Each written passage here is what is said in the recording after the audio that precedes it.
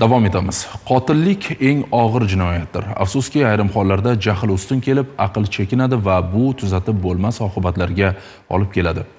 Jinoyat ishlari bo'yicha Jizzax shahar sudida rashk sabab xotinini qasddan o'ldirgan 33 yoshli erkakka nisbatan sud hukmi o'qildi. Hozir shu haqda. Oila jamiyatning eng muqaddas maskani. Rashk, xiyonat kabi omillar bugun Jizzaxda bir oilaning parokanda bo'lishiga, bir begunoh farzandning esa yetim qolishiga sabab bo'ldi. Jinoyat ishlari bo'yicha Jizzax shahar sudi tomonidan mazkur jinoyat ishi ko'rib chiqildi.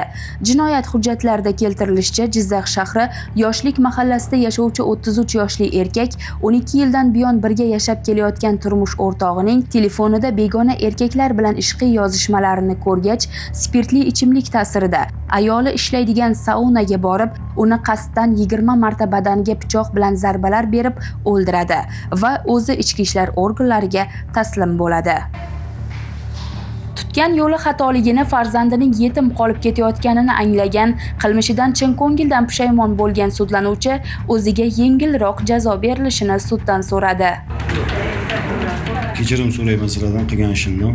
Hozirgi mana shuncha vaqt ichida qilgan jinoyatimni anglab yetdim, juda og'irligini. Shuning uchun hammadan kechirim so'rayman, shu yerda zallardan, ota-onadan, davlatimizdan. Menga yengillik berishingizni so'rayman. O'zbekiston Respublikasi nomidan hukm. O'zbekiston Respublikasining Jinoyat protsessual kodeksi 454-457 va boshqa moddalarni qo'llab, sud hay'ati hukm qiladi. Sudlanuvchi O'zbekiston Respublikasining Jinoyat kodeksi 97-moddasi 2-qismi J bandida nazarda tutilgan jinoyat sodir qilganlikda aybli deb topilsin va unga shu modda bilan 17 yil muddatga ozodlikdan mahrum qilish jazosi tayinlansin. Jazo umumiy tartibli koloniyalarda o'tatilsin.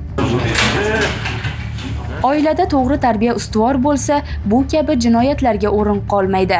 Demak, bunday holatlarning oldini olish har birimizning mas'uliyatimizdir. Oysha Isoqova, Feruza Murodova, Zamon informatsion tahliliy dasturi uchun Jizzaxdan tayyorlandi.